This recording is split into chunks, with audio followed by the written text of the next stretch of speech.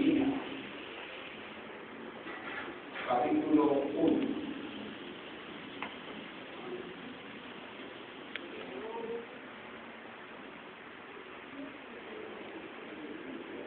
Libro de Nehemías, capítulo 1. Leemos la palabra del Señor con la bendición del Padre, del Hijo y del Espíritu Santo. Amén. Palabras de Nehemías, hijo de Atalías. Aconteció en el mes de Quisleu, en el año 20, estando yo en Susa, capital del reino, que vino Anán, uno de mis hermanos, con algunos varones de Judá, y les pregunté por los judíos que habían escapado, que habían quedado de la cautividad y por Jerusalén.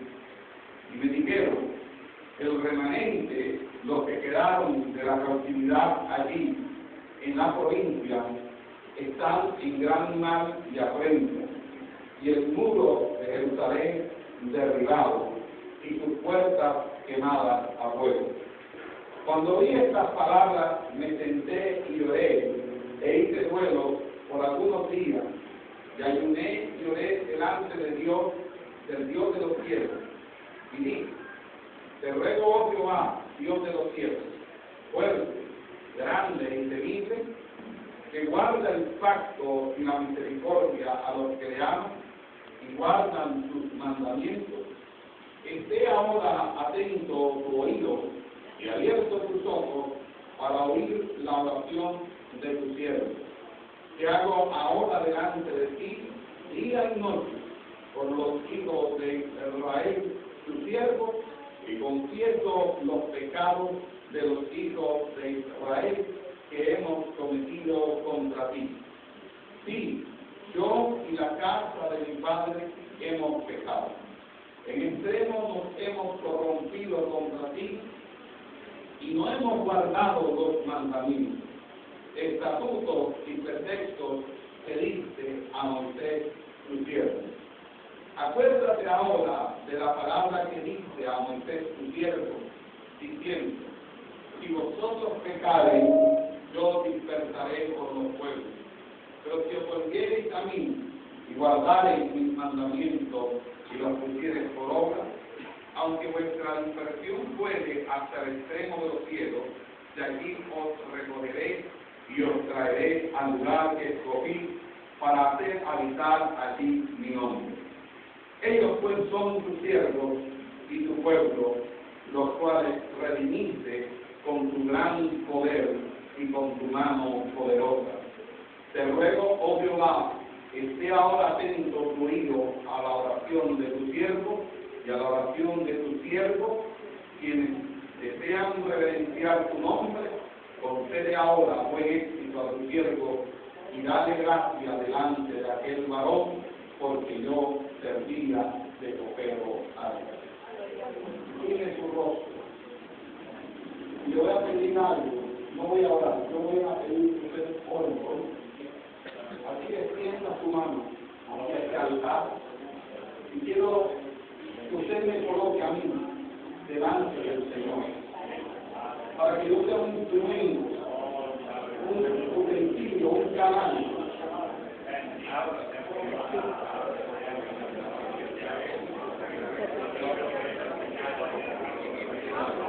Bendígame.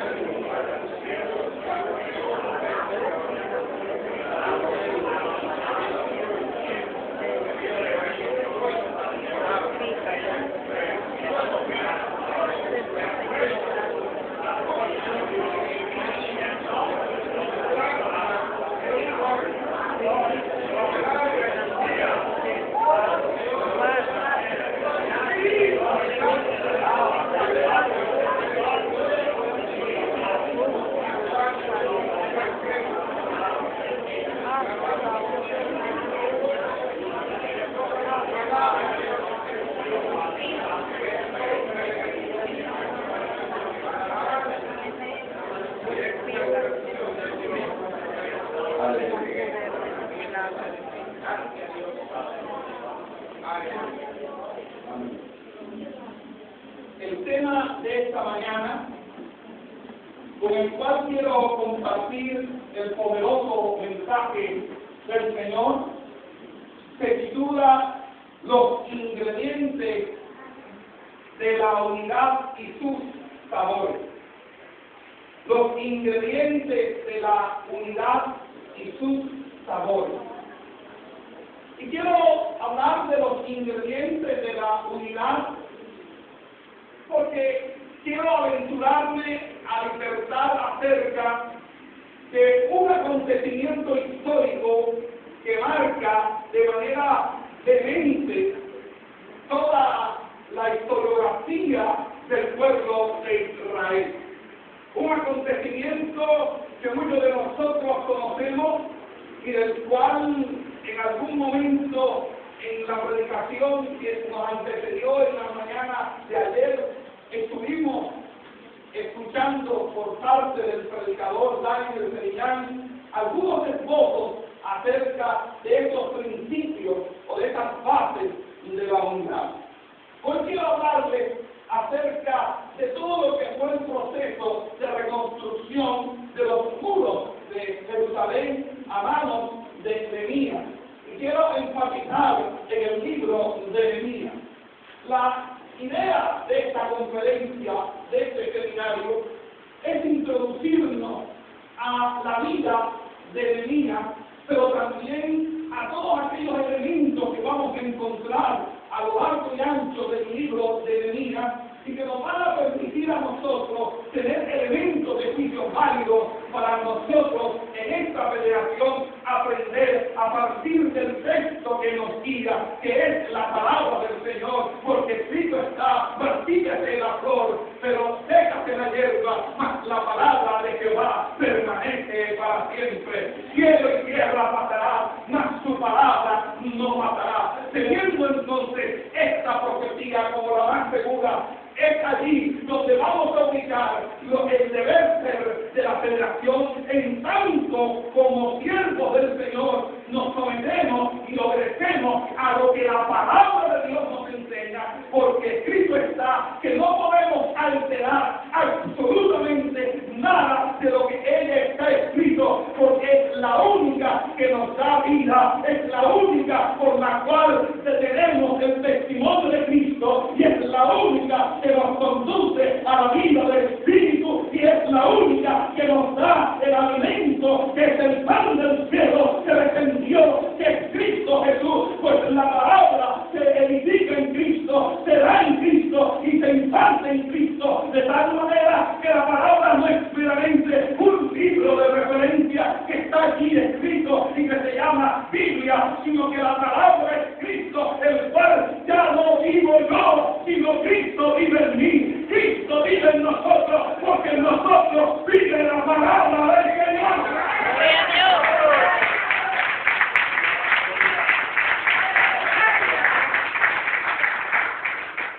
Y por esta razón, este tema debe importarnos bastante.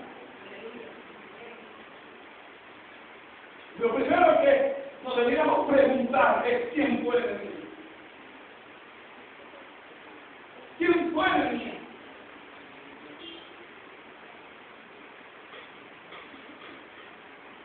Nehemías fue un hombre de confianza del monarca más poderoso de su época. Y este libro que lleva su nombre personal se constituye en una crónica escrita desde la primera persona, en la cual nos relata una trama de odio y traición, pero también de victoria. De cómo la manifestación de los hijos de Dios, cuando se revela, cuando se da, hace recaer los poderes del mismísimo infierno.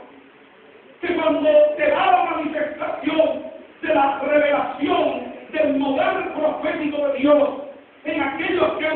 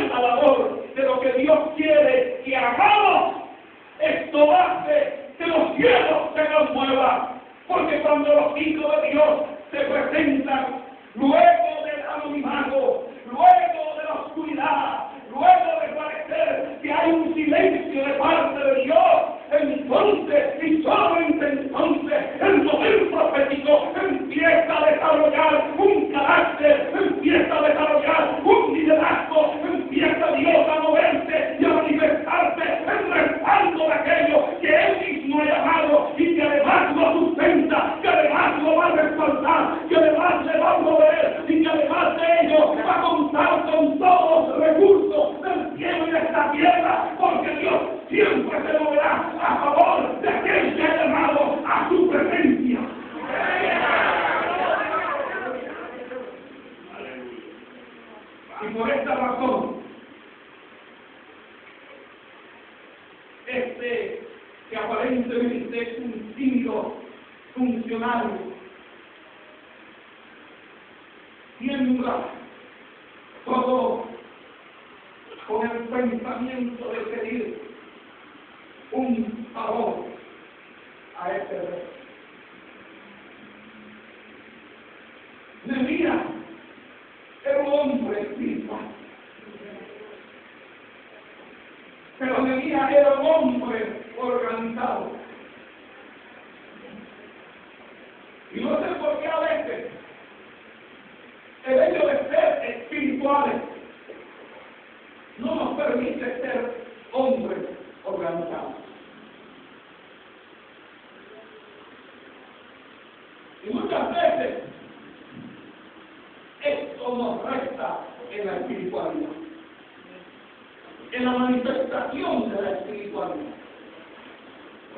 Porque podemos ser espirituales, pero cuando esa espiritualidad se evidencia en la forma como nosotros procedemos, y esa forma, esa actuación es inapropiada o es desorganizada, entonces resta esto al testimonio que se construye en este ministerio. Era un hombre realista. Ser realista no significa ser escéptico, no significa ser negativo, simplemente ser objetivo y mirar las cosas sin sentimentalismo, sin emocionalismo.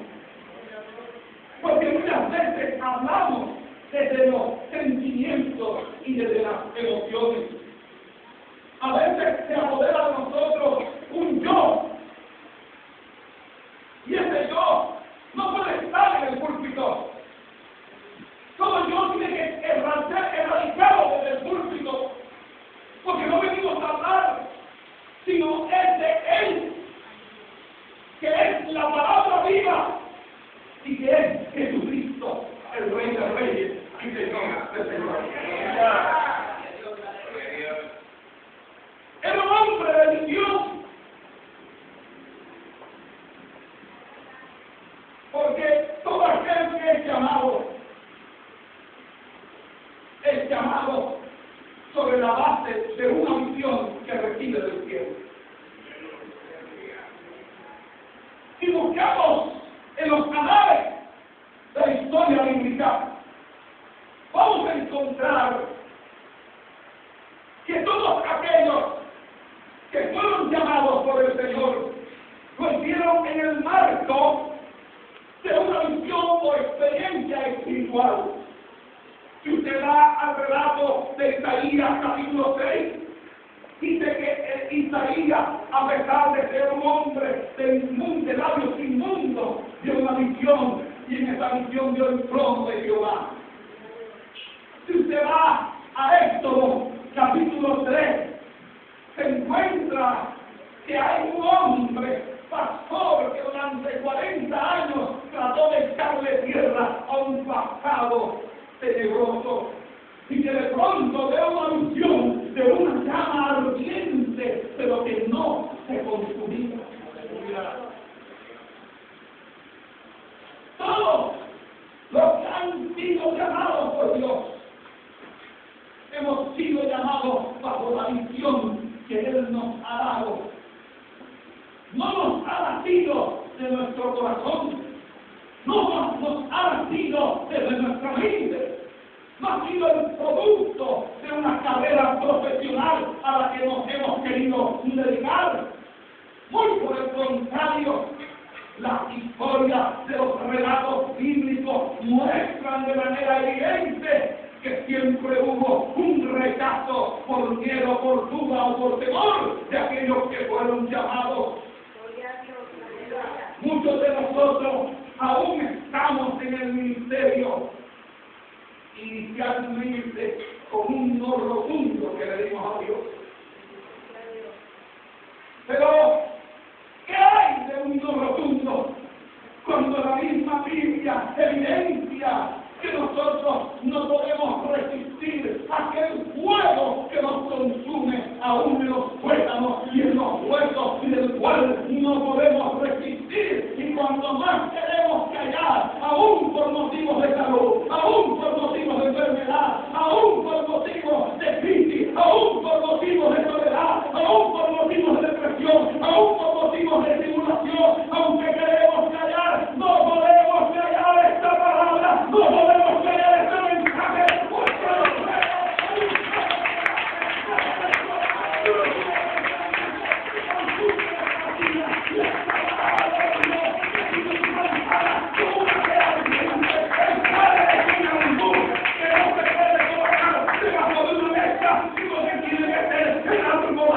por eso podemos decir como aquel que dijo: Jehová, mis pies como tierra, y a la altura inmarcesible de tu gloria.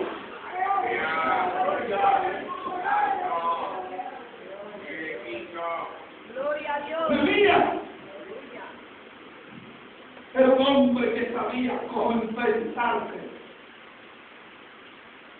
con la oposición.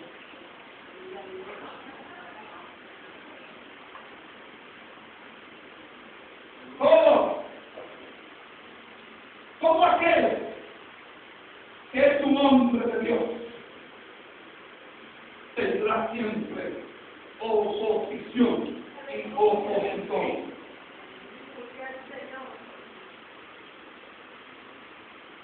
Pero el problema no es la oposición. El problema no son los opositores. El problema es cómo yo enfrento a esa oposición y a esos opositores. Porque hay una balanza que pesa los espíritus y que está del lado, pero también está del lado contrario. Y el hecho de que me asista a mí la razón no me da derecho de violentar aquello que consiste en principio. Por lo tanto, no pagamos mal bien por mal, mal por bien, mal por mal. Está proscrito en el carácter de un ministro la venganza, el arrepentimiento, la animadversión, porque somos de Cristo. Hemos muerto a los rudimentos del mundo y Dios nos pide a nosotros que amemos a nuestros enemigos y que oremos por aquellos que nos aborrecen. Eso no significa que no nos cuidemos. Eso no significa que no tomemos medidas preventivas y de cuidado. Esto lo que quiere significar más es que el ministro, que el hombre de Dios, debe entender que Dios siempre será quien lo defienda. Porque si tú te empiezas a defender, entonces Dios tiene que decir: defiéndeme tú. Porque parece que tú eres más que suficiente. Amén. Pero cuando tú sufres el agravio, cuando tú callas en el silencio de aquel que conoce el secreto de Jehová, sabrás entonces que Dios no dejará impune todo el latrocinio, toda prevaricación, ni todo ostracismo, ni toda vilipendencia, ni toda vejación, ni todo gravamen, ni todo maltrato que contra un siervo o una sierva de Dios haga este mundo. Pues acuérdense que las oraciones nuestras son las que están alimentando la copa de ira que se van a derramar en los 7 juicios que habla el texto apocalíptico, y del cual será derramado sobre toda la tierra, porque son la oración de los santos. Así que es el Dios que dice: mía es la venganza y yo haré el pago. Amén. Amén. A su nombre. Damos gloria al Señor. Con dolor o sin dolor en el pecho de Cristo. A su nombre damos gloria. Sabía Nehemías mantener sus prioridades. Sabía dónde debía mantener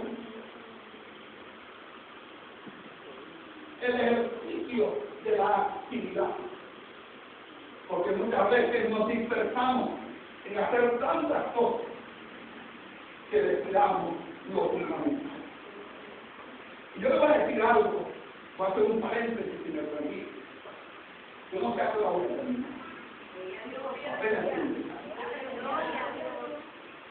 Así que si usted necesita irse, se puede levantar y se puede ir. Si dejó unos frijoles en la orden, los tiene que ir a revisar más. Pero todo aquel que espere la última servida del vino, recibirá grande. Así que acomódese, siéntese. Aleluya. Porque Dios está. Aleluya. Sabía mantener sus prioridades.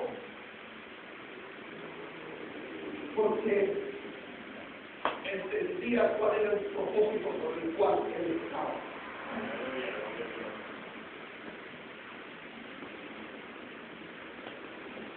Nehemías usó el poder para servir y no para enriquecer. Él pudo aprovechar su posición política que tenía allí en ese momento para aprovecharse y enriquecerse. Yo no estoy en contra que los pastores tengan un buen carro y una buena casa. Pero que sea el producto de la fidelidad y la obediencia al Señor. Y no de un cambio en el enfoque como se predica y se enseña la palabra, convirtiendo en mercadería el mensaje y a los tontos que ven ese mensaje.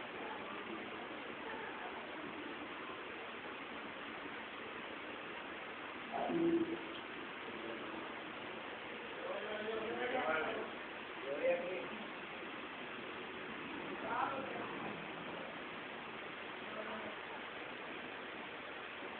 Porque aquel que es llamado por Dios y valora y respeta y hace una continua contrición por su lado, entiende que lo que él es un administrador. Y la Escritura dice que el administrador debe ser hallado fiel. Amén. Y no puede ser alguien fiel, alguien que mete la mano en la bolsa, en lo que es de Dios. O como dice el Salmo capítulo 17, hablando David de los siervos de Saúl, dice: oh Dios, líbrame de los hombres mundanos, de aquellos que sacian de sus tesoros, que dan a sus hijos y aún les sobra. No está hablando del inconverso, porque el inconverso no toma del tesoro de Dios. Está hablando de aquellos que, conociendo la palabra, no actúan en consonancia con él. Por eso los siervos de Saúl no tuvieron ningún temor, ni tuvieron el más mínimo estupor para levantar su mano contra los sacerdotes de Dios y asesinarlos a todos, siendo estos unos ministros del Señor Jehová de los ejércitos. Porque todos ellos servían en una tropa de 3,000 hombres, única y exclusivamente para perseguir a David. y mantenidos en ese pequeño ejército por las prebendas que es otorgada, a lo cual él mismo dice en algún momento: ¿acaso el hijo de Isaí dará a vosotros, benjamitas, lo que yo os doy? Es por esta razón que en Nehemías encontramos un carácter, un dominio,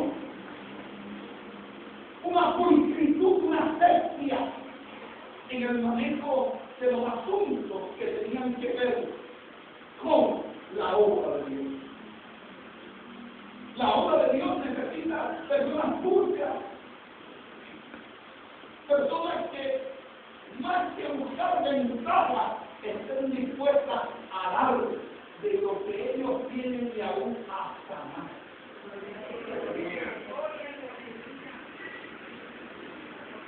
Entonces, esto es una semblanza de Nehemías.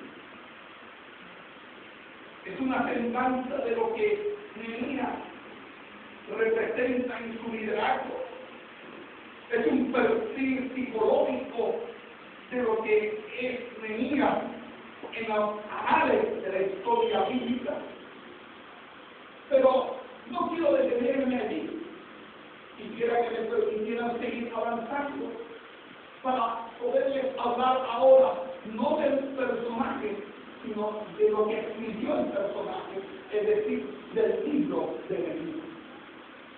Y con esto quiero introducirles al libro de Nehemías, porque el marco de referencia en virtud del cual vamos a desarrollar esta enseñanza tiene que ver precisamente con las divisiones o el bosquejo que el libro representa, pues la metodología para concretar el proceso de unidad y de superación de todos los escollos y los obstáculos que hasta ahora hemos tenido para organizar esta denominación o esta confederación internacional se encuentran refuerzos precisamente en las páginas inspiradas por el Espíritu Santo y que están consignadas en este texto que, entre otras cosas, significa Dios consuela o el consuelo de Dios. El seminario del año pasado, en la oportunidad que tuvimos de insertar la palabra, hablamos de un texto del Evangelio de Lucas.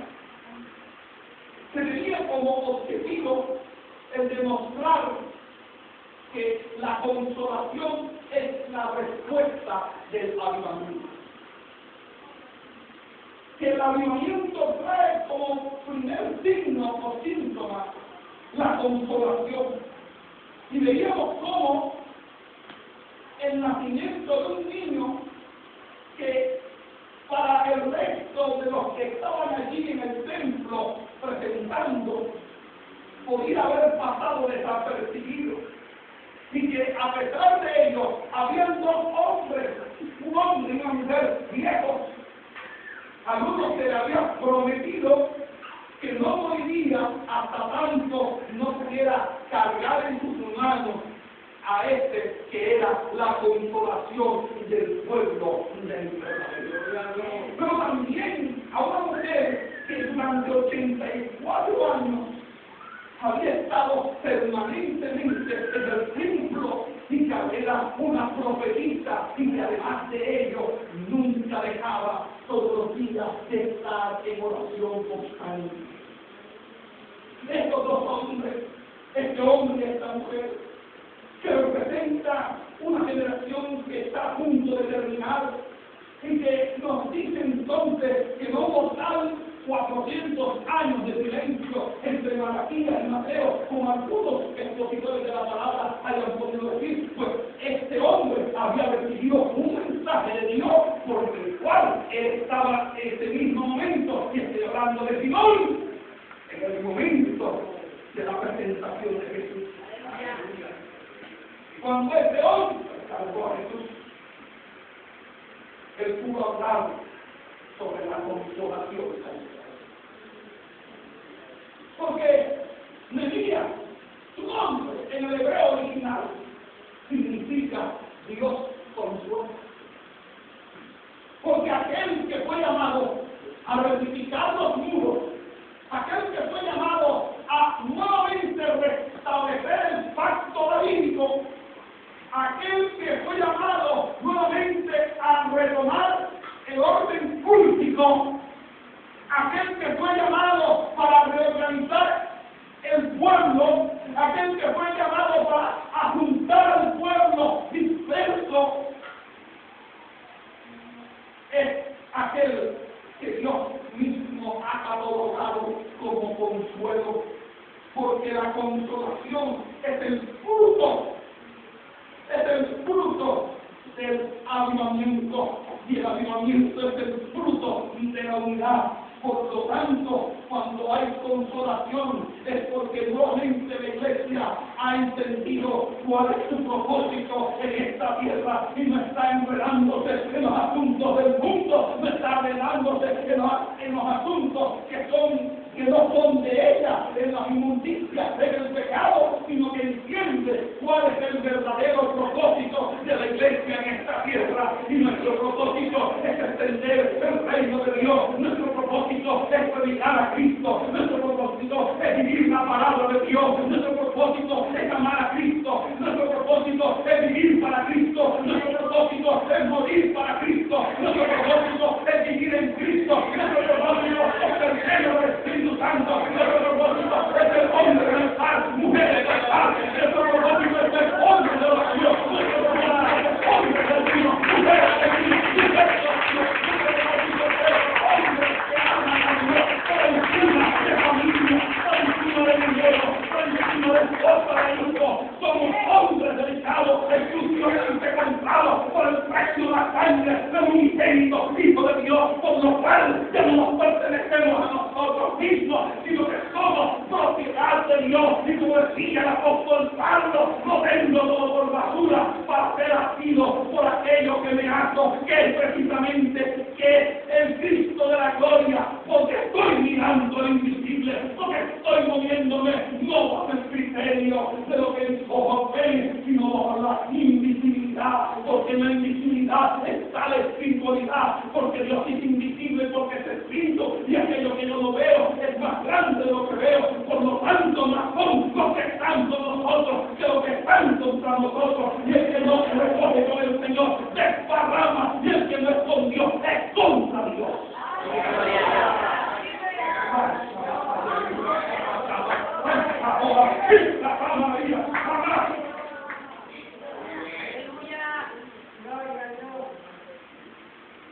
La consolación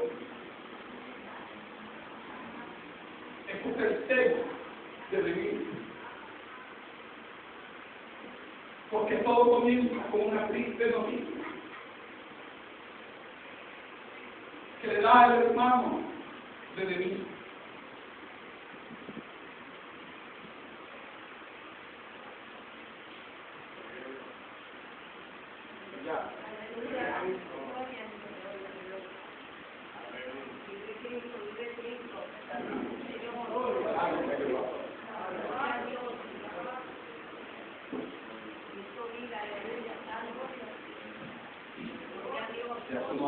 Gloria.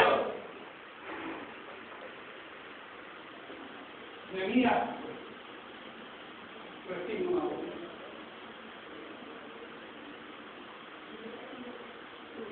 No la recibe porque se han interesado en saber algo, como cuando usted ve un periódico, se entera de la noticia, de la noticia, simplemente se informa y no repercute en su vida. Él estaba interesado en saber la noticia, porque le importaba estos acontecimientos. Por eso, es que cuando usted lee el libro de Nehemías, el libro de Nehemías tiene algo particular, y es que está escrito en primera persona. Por eso es que el libro de Nehemías una crónica, porque es un relato de alguien que está hablando de lo que está sucediendo. Pero lo escribe en primera persona del singular, es decir, en yo, con el objeto, y digo el objeto del Espíritu Santo,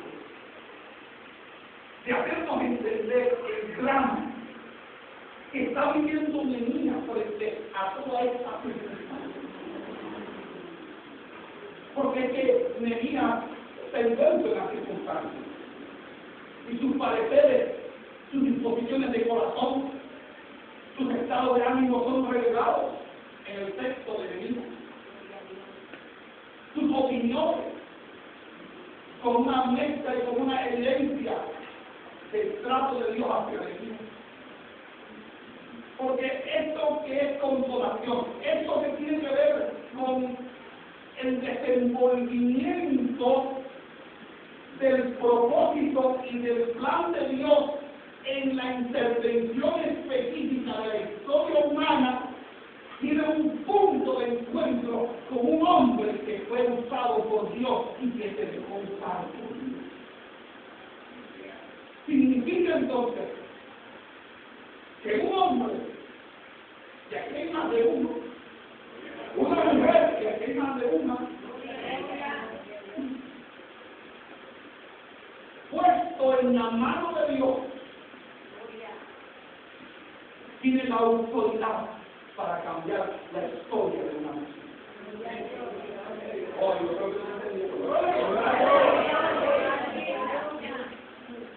Usted no es producto de una coincidencia.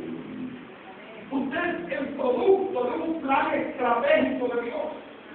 Gloria a Dios. Y usted juega una posición y un rol y tiene que desempeñar un papel en esto que Dios está haciendo en esta tierra. Pero cuando usted olvida los renglones, las partituras, cuando hay una orquesta, todo el mundo toca con partituras, es decir, con las notas musicales respectivas de esa canción, pero de pronto hay un músico que se descuida y se sale y se desentona todo el grupo. Muchas veces suele suceder eso. Pero el punto es, mis amados hermanos, que usted debe entender que usted ha sido llamado para hacer historia.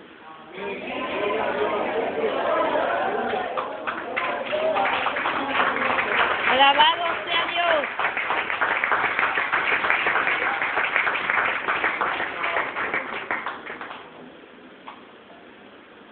La consolación a la que hace referencia el texto de Nehemías se puede centrar en tres aspectos básicos o fundamentales. El primero tiene que ver con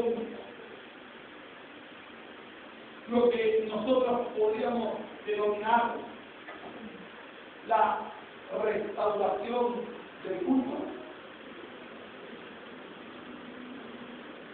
Segundo, la restauración del pacto davídico. Y tercero, la organización del pueblo. Si tomamos estos tres puntos o aspectos como objetivos que tiene el libro de Nehemías en cuanto a la actividad a la cual Dios llamó a Nehemías, podríamos decir que tendríamos los tres propósitos principales de la celebración y de la confederación. Obviamente tendríamos que interpretarlo a nuestra época y a nuestro tiempo. Y yo diría, por ejemplo, que la restauración púlpica o la restauración del culto, producto de la restauración del templo, tiene que ver precisamente con la restauración de dos aspectos importantísimos que la iglesias de sana doctrina tienen que hacer una intervención quirúrgica y que tienen que hacer una intervención contundente. Gloria a Dios. Y es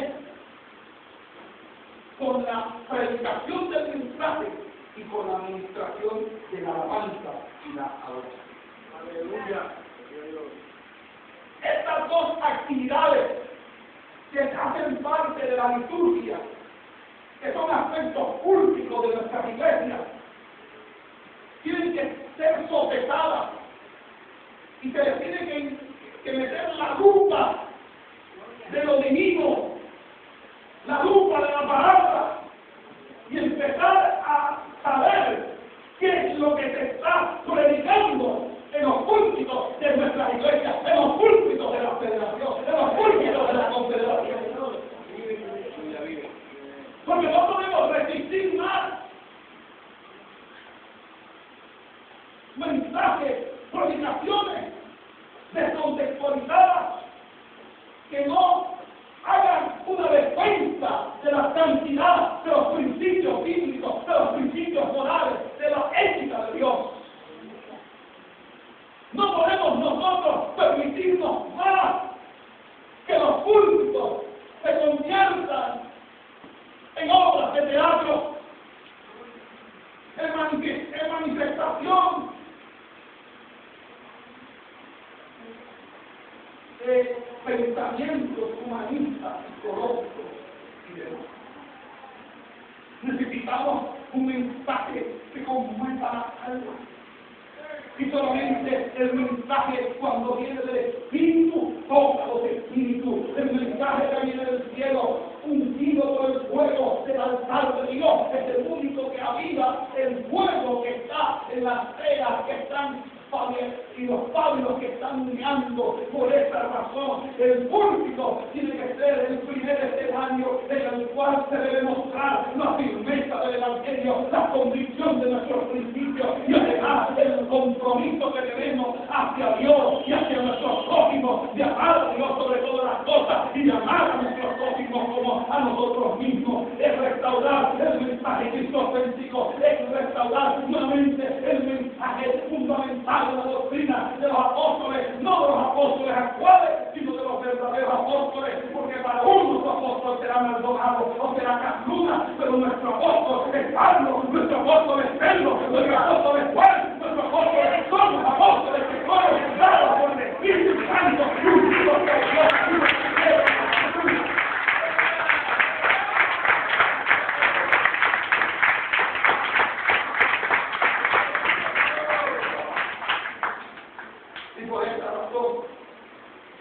Nuestro mensaje tiene que hablar claro sobre lo que nosotros somos, tiene que hablar de nuestros principios, tiene que hablar de la santidad integral, que no hay algo que se llame santidad por fuera y otra que se llame santidad por dentro, sino que la Biblia misma habla desde la antropología, desde el estudio del hombre, en el Antiguo y Nuevo Testamento, que el hombre es un ser que puede tener alma, espíritu y cuerpo, cada una de estas dimensiones o partes del ser humano, pero que todos deben ser guardados y irreprensibles hasta que venga Jesucristo. Y por eso hay santidad que se exige en el cuerpo, hay santidad que se exige en el corazón, hay santidad que se exige en el espíritu, porque dice, no debemos alejarnos, debemos distanciarnos de toda contaminación de espíritu y de carne. Y dice la Escritura que debemos glorificar a Dios en nuestro cuerpo. Por lo tanto, cuando nosotros no nos vestimos como se viste el mundo, es porque llevamos las marcas de Cristo en nuestro cuerpo. Porque cuando nosotros no andamos como anda el mundo, es porque nosotros no vivimos para el mundo, sino vivimos para Cristo, porque hemos sido escogidos en el amado, y por eso vivimos no para el mundo, no para las modas, no para la lisonjería, sino que vivimos precisamente para el único que tiene vida y vida en abundancia, al importe del mundo de la fe.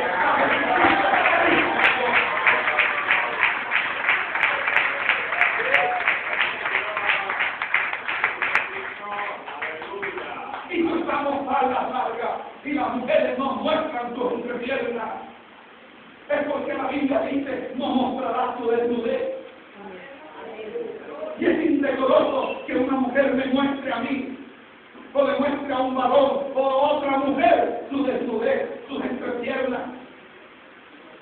Es indecoroso que muestre su espalda, es indecoroso que muestre el nacimiento de su seno, por eso la mujer debe cubrirse.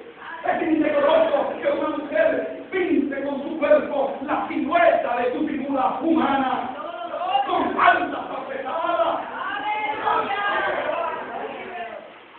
Porque la Biblia dice que nuestro vestir no debe ser, ni nuestro peinado debe ser ostentoso. Usted no está para ostentar su cuerpo. Quizá usted sea una modelo y tenga 90, 60, 90, por el Cristo se le revienta.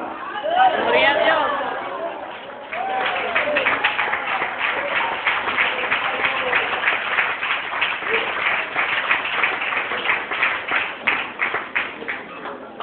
Por esa razón, hablamos de esto.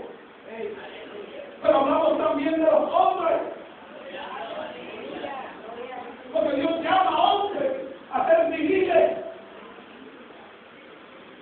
a ser verdaderos hombres, a quitarse todo amaneramiento, todo afeminado.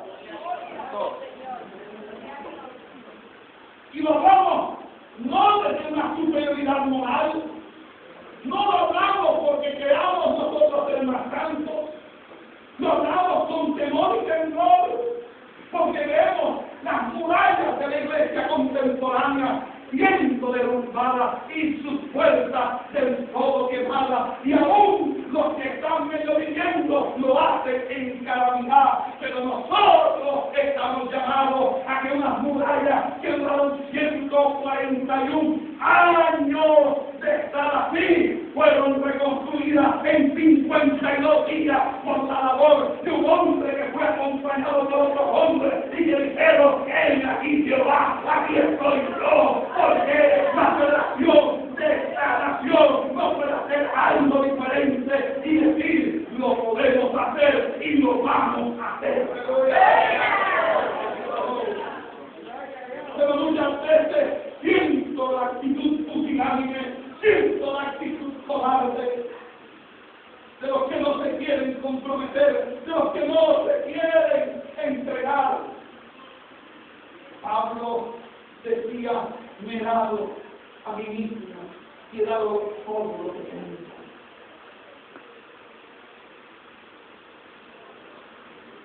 Pastores que quieren estar encuevados. El signo de alegría no solamente consiste en creer que estamos solos, es también en no querer salir de la fe. Que allí están en sus pueblos, donde son reyes y son sacerdotes, donde son hombres de Dios, donde son profetas de Dios. Yo no digo que no. Pero Dios no está necesitando a los Elías en la cueva, Dios está necesitando a los 7,000 que no han doblado sus rodillas ante Baal, haciendo un ejército con un solo hombre para defender la causa, no de un hombre, sino la causa de Dios, y es la salvación de la alma, porque el problema de la sana doctrina no es un problema de partidos políticos, de liberales o conservadores, es un problema de salvación. Gloria a Dios.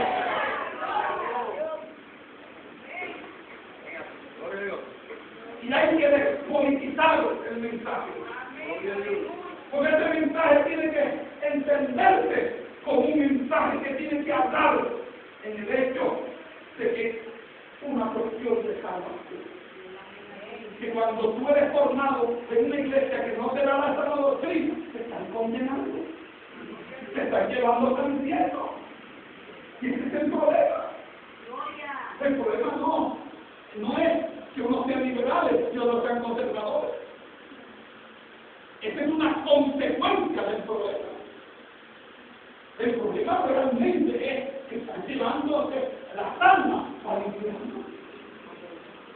Y que mucha gente cree que es salva y no es salva. Si usted pregunta a un presidente en gracia, ¿dónde está Google?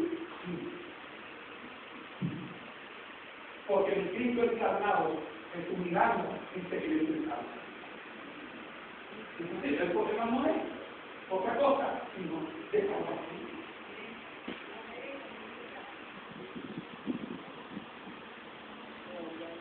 Porque había una situación, mira, que nosotros decíamos, no hagas esto, no te pongas esto, no te pongas esto. Eso está bien, pero no le damos fundamentación a eso. Amén, amén.